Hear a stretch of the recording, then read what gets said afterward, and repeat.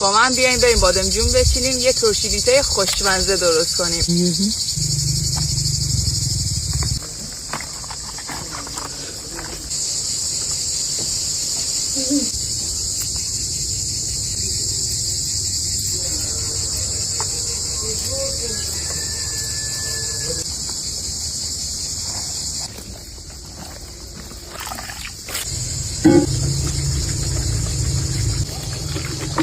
دما رو باید به حدی ریز کنیم که فقط خرد شه، خیلی ریز نشه که آب نندازه داخل لیته.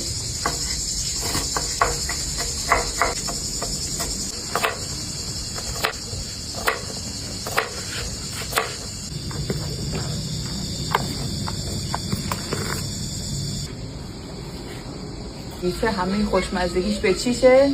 به تون بودنش.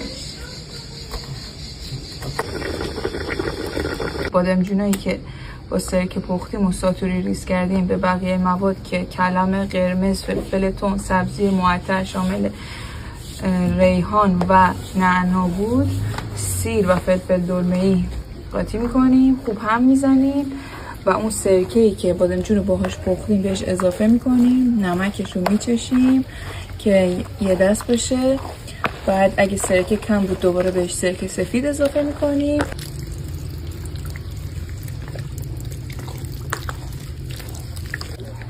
خب نمک و فلفل و سرکهش به اندازه شد. از همین الانم قابل خوردن.